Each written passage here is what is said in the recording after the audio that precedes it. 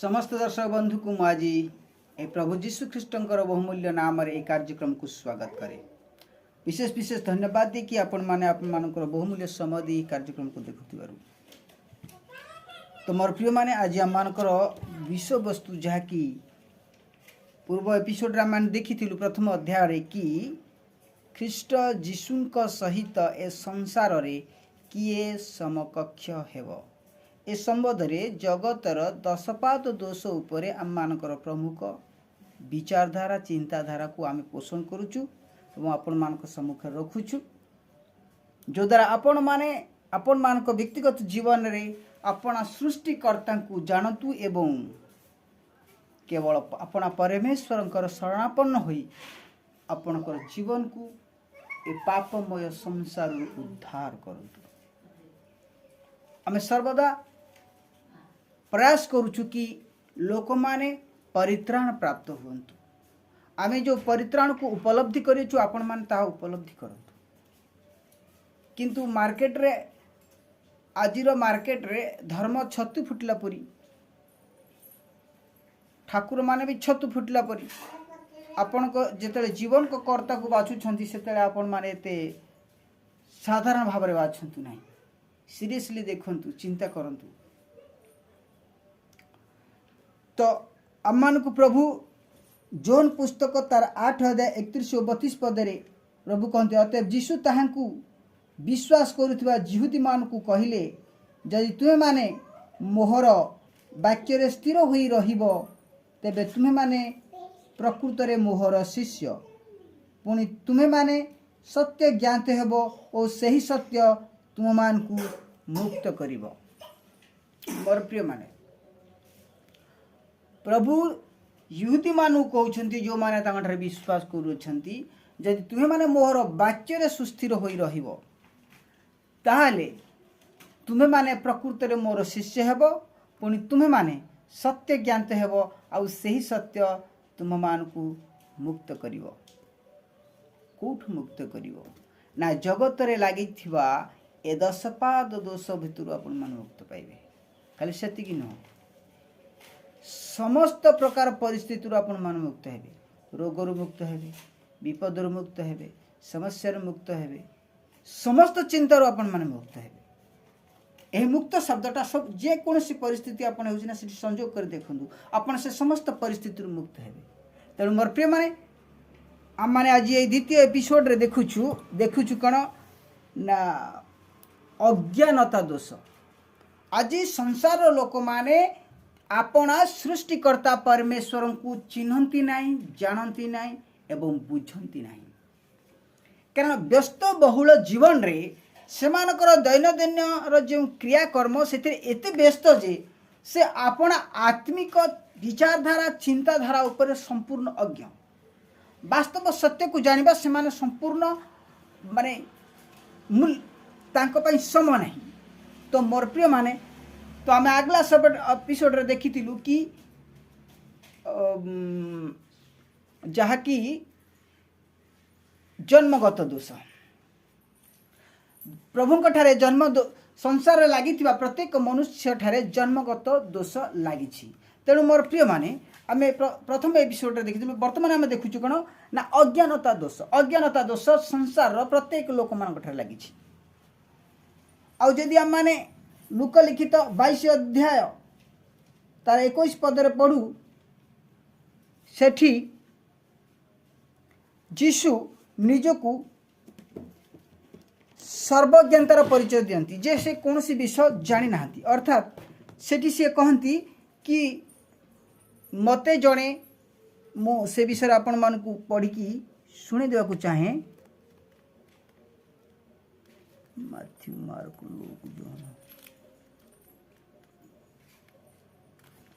Look तार 22 अध्याय तार 21 पद।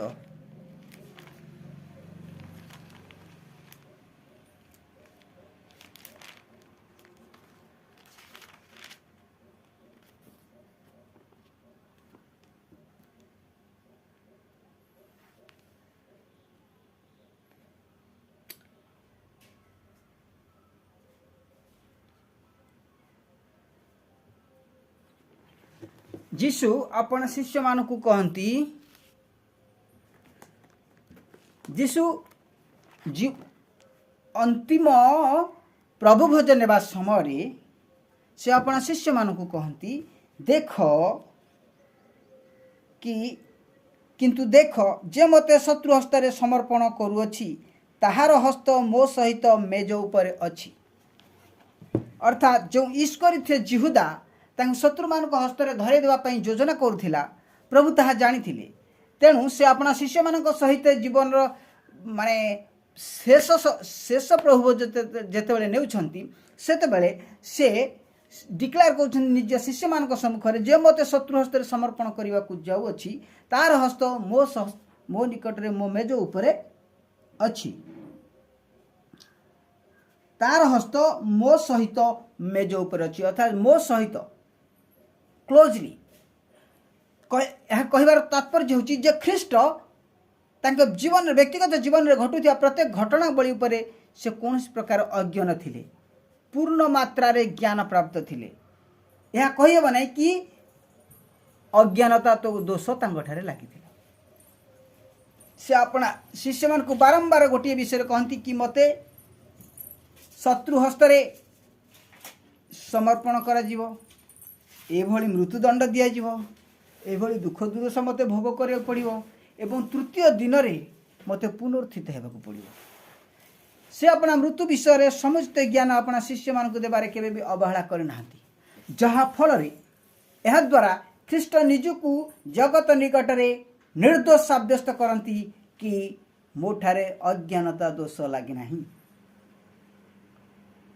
माथ्यू 28 अध्याय 7 पद लिखा जाए पुनरुत्थान भविष्यवाणी। अर्थात यीशु निजर पुनरुत्थान संबंध में अपना शिष्य मान निकट में भविष्यवाणी करुअछंती।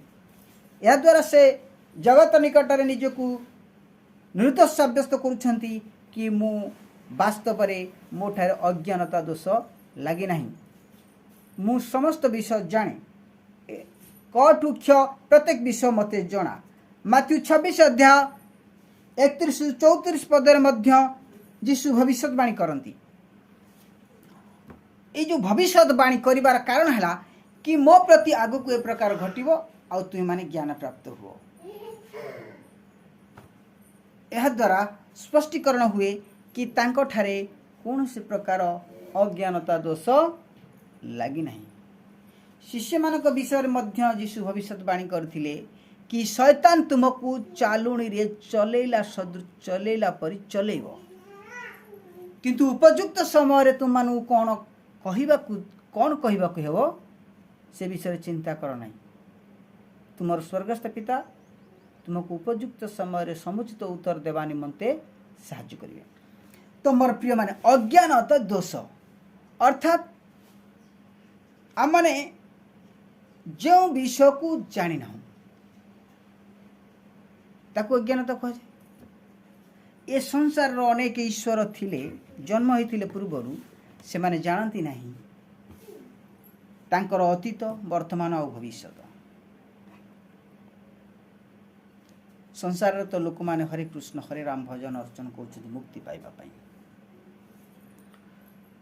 मो रामचंद्र अयोध्या 14 वर्ष वनवास गले पंचवटी रही सहित मित्र हेले, बाली की मारिले, सुग्री को सिंहासन देले।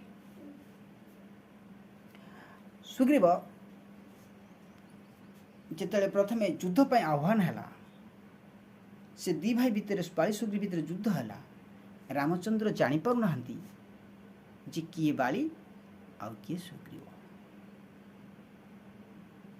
अर्थात रामचंद्र ठारे अज्ञानता दोष लगी।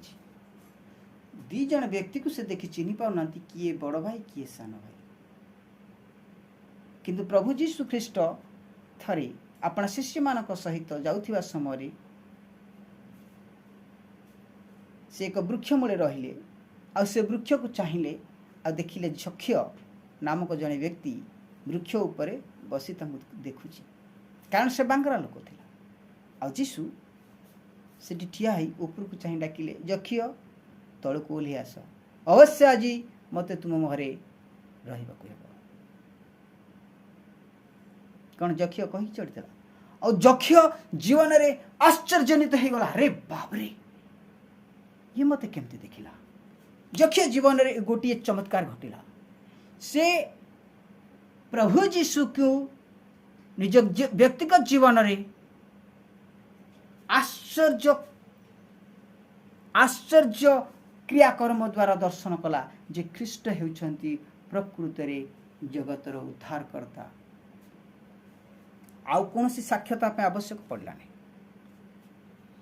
ଯକ୍ଷଙ୍କୁ ସ୍ୱୟଂ ପ୍ରଭୁ ସ୍ୱଶରୀରରେ ଦର୍ଶନ ଦେବା ସହିତ ଚମତ୍କାର ଦ୍ୱାରା ଦର୍ଶନ ଦେଖିଲେ, ଚମତ୍କାର ଦ୍ୱାରା ମଧ୍ୟ ପରିଚୟ ଦେଲେ।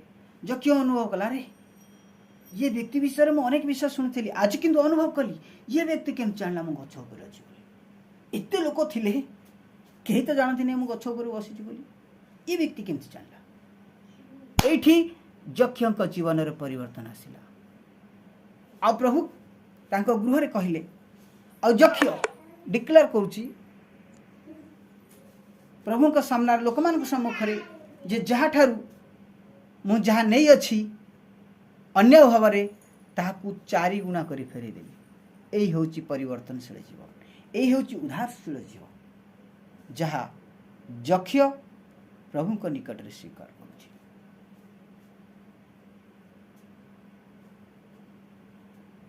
ଆମ ଜୀବନରେ ଅନେକ ଆଶ୍ଚର୍ଯ୍ୟ କ୍ରିୟାକର୍ମ ହେଲା ପରେ ବି ଆମମାନେ ପରମେଶ୍ୱରଙ୍କୁ ଭୁଲି ଯାଉଛୁ, ଯୀଶୁଙ୍କୁ ଭୁଲି ଯାଉଛୁ। କିନ୍ତୁ ଯକ୍ଷଙ୍କ ଜୀବନରେ ଗୋଟିଏ ଚମତ୍କାର ଥିଲା, କ'ଣ ନା ସମସ୍ତଙ୍କ ଅଜାଣତରେ ସେ ଗଛ ଉପରେ ଚଢ଼ି ବସିଥିଲା, କିନ୍ତୁ ଯୀଶୁ ତାଙ୍କୁ ଜାଣିଲେ।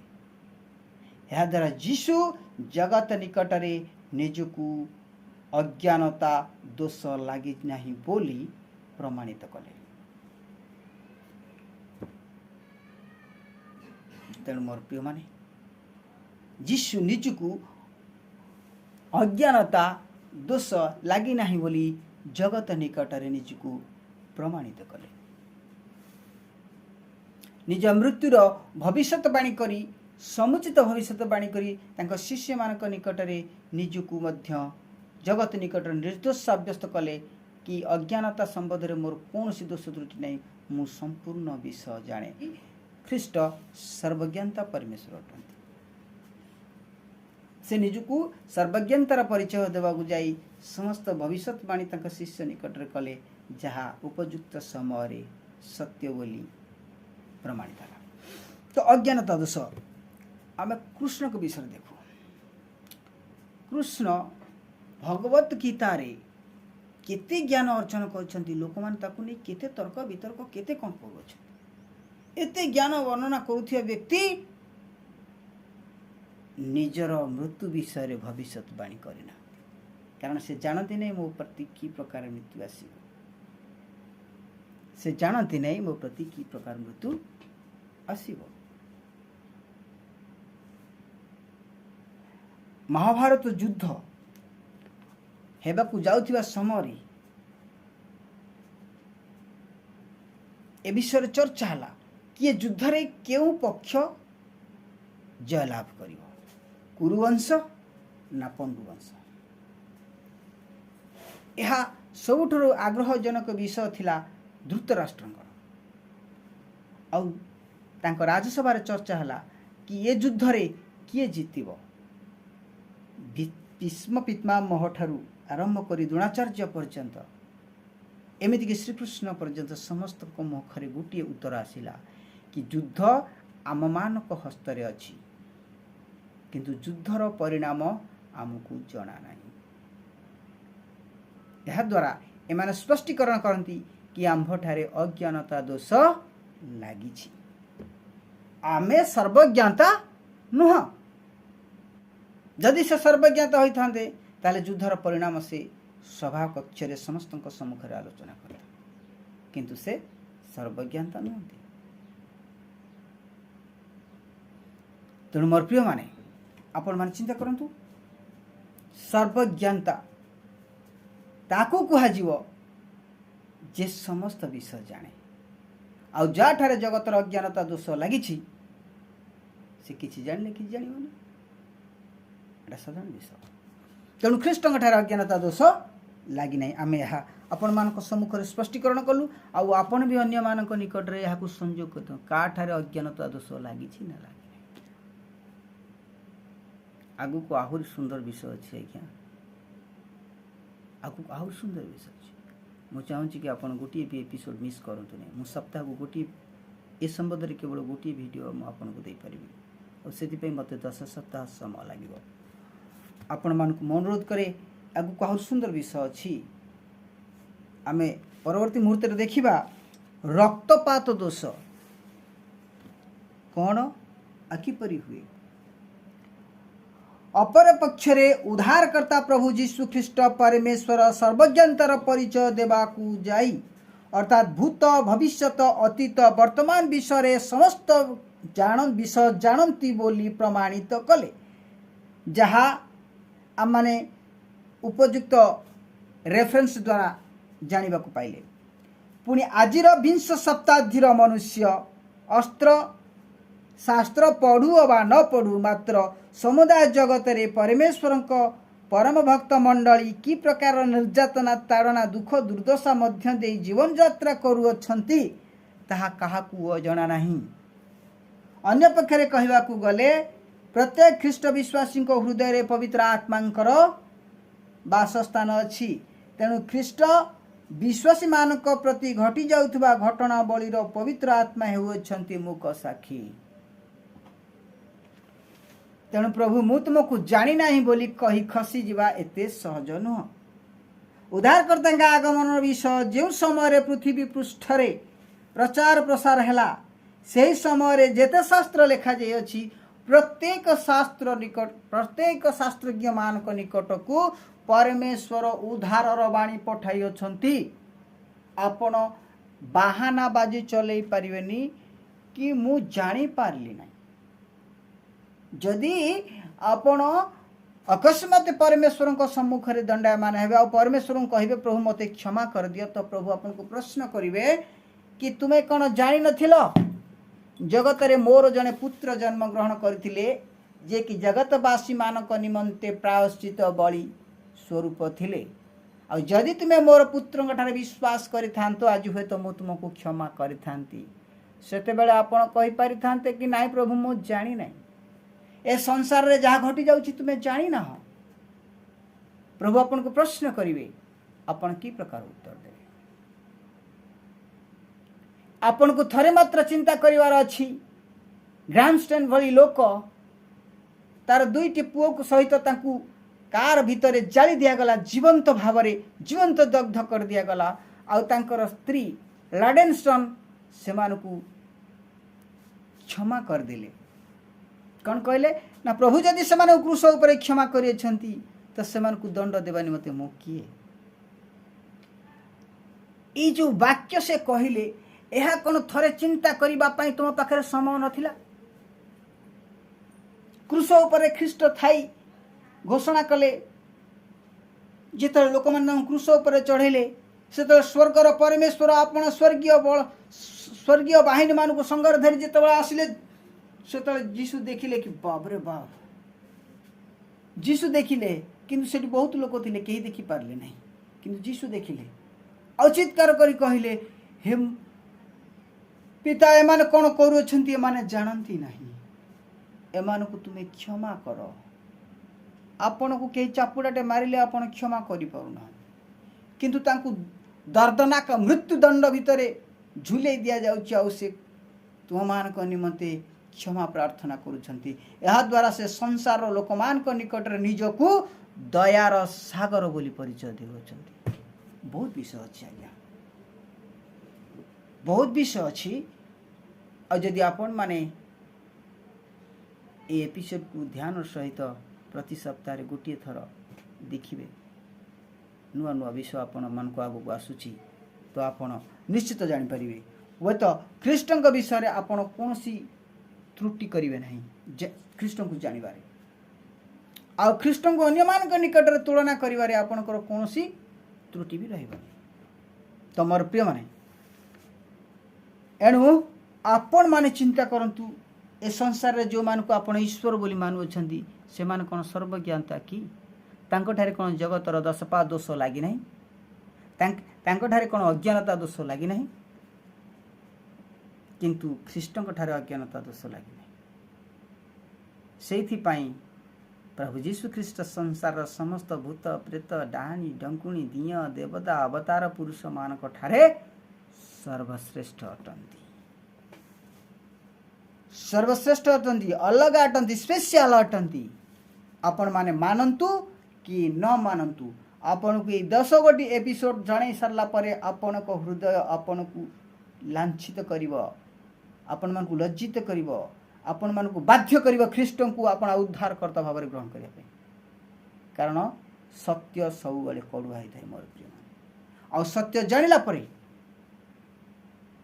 आपण निश्चित अनुताप करिवे सेति पई प्रभु जोन 8 अध्याय 32 पदरे कहंती पुणी तुमे माने सत्य ज्ञानते हेबो आ सही सत्य तुम मान को मुक्त करिवो कोठो ना शैतान र बंधन रु शैतान र चक्रव्यूहरु शैतान र तुम निमंते निर्माण करिथिबा समस्त षडयंत्र रु आपण मुक्त होई परिबे पापरु उद्धार होई परिबे पापरु मुक्त होई परिबे रोगरु मुक्त होई परिबे समस्त समस्या मुक्त होई परिबे दारिद्रतार मुक्त होई परिबे ए संसार समस्त विषय आपण मुक्त होई वाक्य ऊपर प्रभु आपन को आशीर्वाद करंतु आसन प्रार्थना करिवा अत्यंत दयालु परमेश्वर पिता प्रभु तुमको धन्यवाद दूची प्रशंसा करुची गौरव करुची महिमा कीर्तन वंदन करुची प्रभु आज रे सुंदर एपिसोड पाई तुमको धन्यवाद दिए प्रभु जो माने ए एपिसोड को देखिले जानिले प्रभु तुमे समान को सहवर्ती परमेश्वर हो सेमान को सर्वरिष्ट खंडन कर सेमान को रोग संकट मुक्त कर प्रभु सेमान को पारिवारिक शांति दियो सेमान को जीवन रे तुम्हारी